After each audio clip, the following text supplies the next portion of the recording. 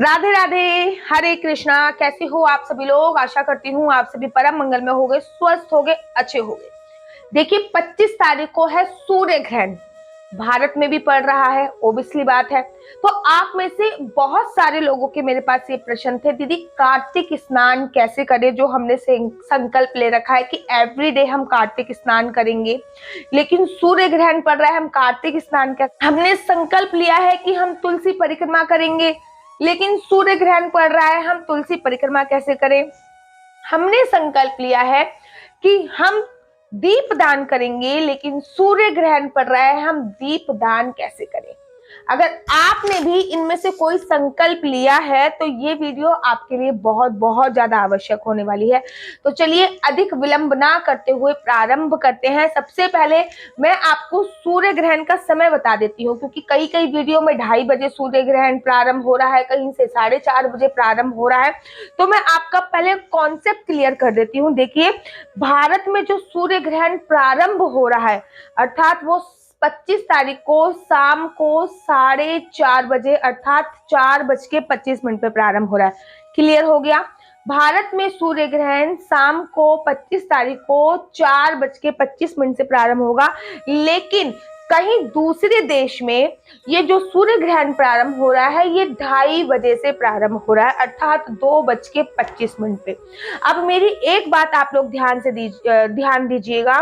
सूर्य ग्रहण का जो सूतक मान्य होता है, सूतक जो सूर्य ग्रहण से पहले लगता है वो 12 घंटे पहले लगता है। तो भारत में वो जो सूतक मान्य हो रहा है वो सुबह सुबह 4:30 बजे से हो रहा है, लेकिन अनादर कंट्री में जो सूतक मान्य हो रहा है वो 2:30 बजे से हो रहा है। अब एक बात आप लोग गौर कीजिए, लोग कह रहे हैं कि दीदी हम 4:30 बजे से माने, 2:30 बजे से माने, हमें कुछ भी कंफ्यूजन है, हमें कुछ नहीं समझ में आ रहा, कृपया करके हमें बताइए।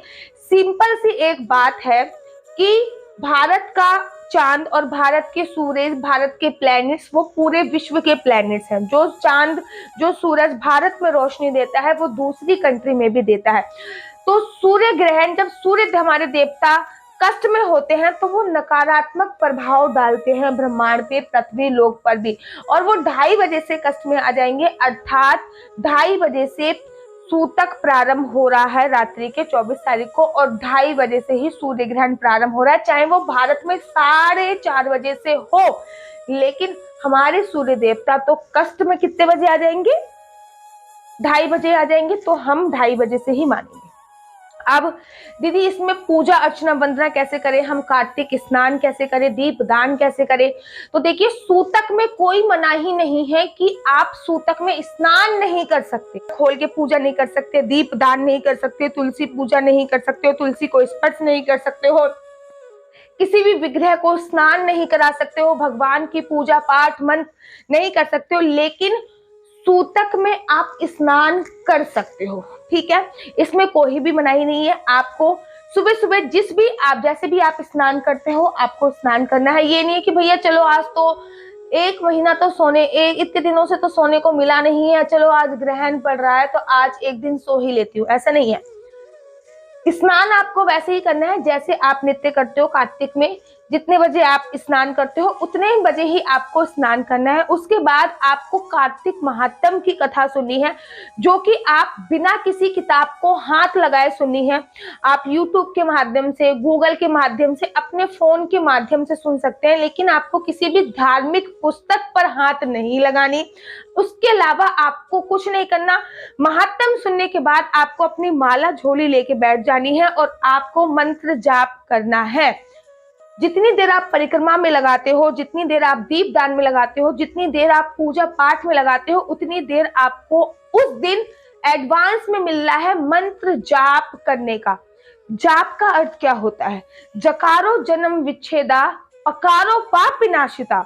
जो जन्मों जन्मांतर के पापों का नाश कर दे वही जप होता है। जन्मों जन्मांतर के पाप का नाश कर दे वो जप कहलाता है। तो आपको जप करने का एक्स्ट्रा टाइम मिल रहा है, उसको गवाना नहीं है।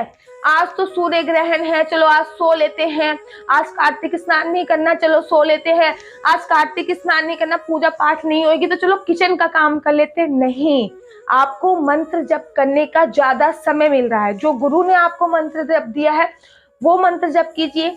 अगर गुरु ने आपको कोई मंत्र जप नहीं किया है तो आप सिंपल सा मंत्र ओम नमो भगवते वासुदेवाय का जाप कीजिए।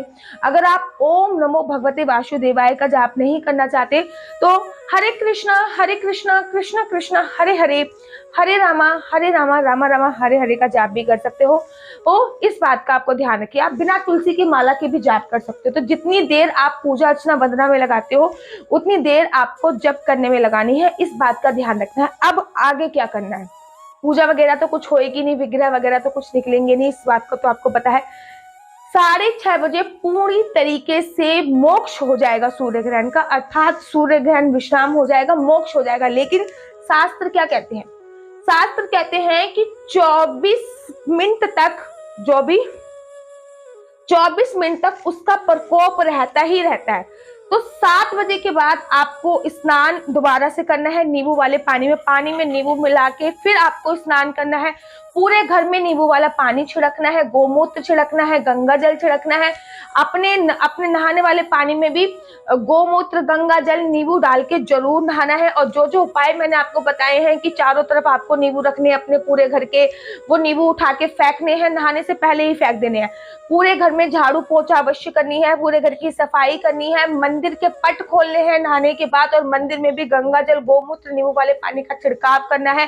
सोफे, बेड, बिस्तर, इनमें भी नींबू वाले पानी का छिड़काव करना है। बालकनी वगैरह कुछ भी अछूती नहीं रहनी चाहिए।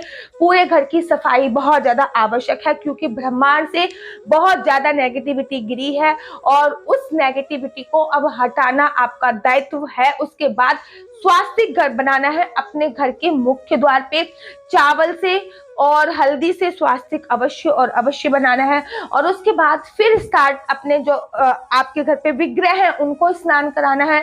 पंचामृत से स्नान करा सकते हैं या फिर गंगा जल से भी स्नान कराना है, नींबू वाले पानी से भी स्नान। के तत्पश्चात आपको तुलसी माता की परिक्रमा करनी है, जो तुलसी नियम आपने ले रखा है। अगर आपने तुलसी परिक्रमा का नियम ले रखा है तो आपको तुलसी जी की परिक्रमा करनी है। अगर आपने दीप दान का नियम ले रखा है तो उसके बाद आपको दीप दान करना है। समझ में आ गए? 7 बजे के बाद सारी चीजें करने के बाद आपको दीप दान करना है, या फिर तुलसी जी की भी परिक्रमा का नियम ले रखा है, तुलसी की भी परिक्रमा करनी है। कार्तिक में जो जो नियम आपने ले रखे हैं वो शाम को 7 बजे के बाद आपको करने हैं। आपको 7 बजे के बाद करने हैं। दीप दान का नियम 7 बजे के बाद, तुलसी जी की परिक्रमा का नियम 7 बजे के बाद, पूजा अर्चना वंदना का नियम शाम को 7 बजे के बाद करना है। तो शायद आपको पूरी जानकारी मिल गई होगी और आशा करती हूँ कि आपको मेरी वीडियो बहुत अच्छी लगती होगी। अगर आपको मेरी वीडियो अच्छी लगती है तो आप अपना YouTube चैनल हरि बोल को लाइक शेयर सब्सक्राइब करना बिल्कुल भी मत भूलिए। तब तक के लिए मुझे दीजिए इजाजत। राधे राधे, हरे कृष्णा।